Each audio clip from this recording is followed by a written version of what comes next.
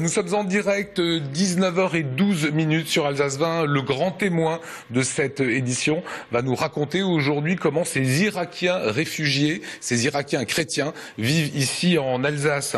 Mon père, c'est vous, Rodolphe Vigneron, qui les avez accueillis. Vous connaissez bien ce pays. La dernière fois que vous étiez en Irak, c'était au mois de janvier dernier. 13 chrétiens irakiens sont arrivés. Que vous ont-ils dit des massacres, de cette furie djihadiste qu'ils ont vécue? Eh bien, ils sont tous traumatisés par cette fuite en pleine nuit, où ils n'ont pu emporter qu'un petit sac avec leur affaire, les enfants en pleurs, et des vieillards qui sont portés sur le dos des gens. Et ça, 130 000 personnes, en 24 heures, ont fui Karakosh et tous les villages chrétiens pour aller au Kurdistan irakien. Pourquoi du jour au lendemain ? Mais parce que donc il y a eu les groupes terroristes fanatiques qui subitement sont entrés dans les villages chrétiens, notamment Karakosh, 45 000 habitants, et personne ne s'attendait à cette entrée subite de ces fanatiques.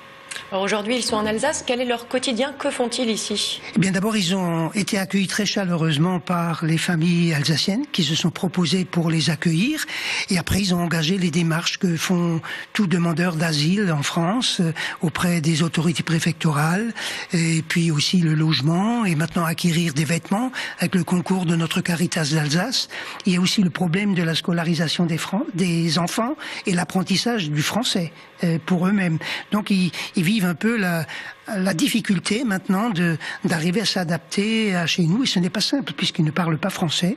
Ils parlent un peu l'anglais, mais ils parlent avant tout l'araméen, leur langue comme chrétien, et l'arabe qui est la langue officielle de l'Irak. Alors il y a des familles qui ont accueilli ces gens. Je vous propose d'en découvrir une. Ça se passe à Mulhouse. Reportage d'Émilie Jaffrat. Le 21 août dernier, Faris, Bouchra, Karam et Youssif sont arrivés en France. En quelques heures, ils ont tout quitté, leur famille, leur maison, leurs emplois, leurs repères. Comme une dizaine d'autres Irakiens chrétiens, ils ont dû fuir leur pays. Leur ville, envahie par les islamistes, ils n'avaient d'autre choix que la fuite. Ils étaient 45 à arriver à l'aéroport de Roissy, 13 sont arrivés jusqu'en Alsace. Une seule famille réside dans le Haut-Rhin. C'est la sœur de Bouchra qui les a accueillis sur Mulhouse. La séparation d'avec l'Irak est d'autant plus douloureuse que cette famille a dû y laisser leurs oncles, tantes et surtout leurs fils.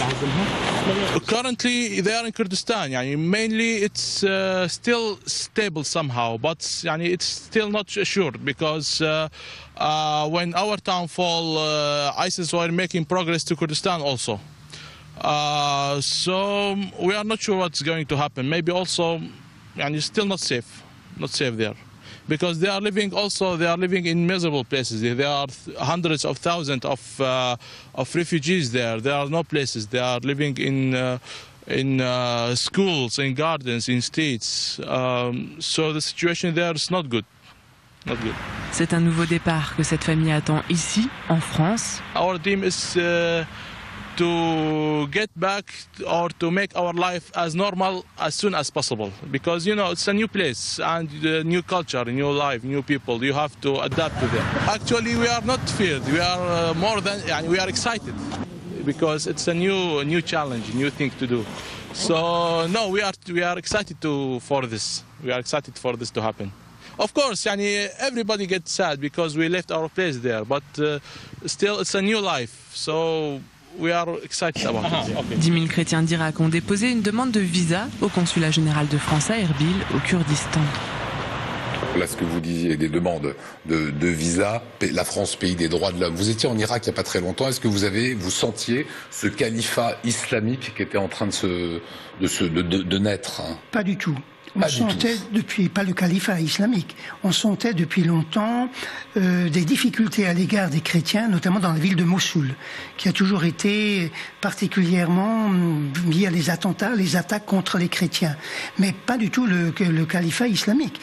Il était cantonné jusque-là en Syrie. Donc c'est né très rapidement, c'est arrivé très rapidement en Irak. Très rapidement. Aujourd'hui, qu'est-ce que vous avez envie d'avoir comme réaction des pays arabes ?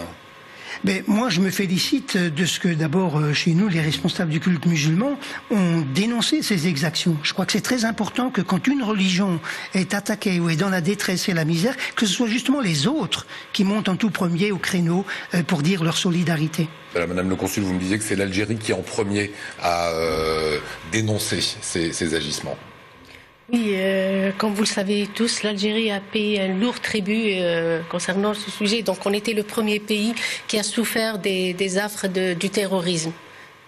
Voilà, merci en tout cas, merci mon père, vous restez avec nous. Bon accompagnement de ces gens qui en ont bien besoin.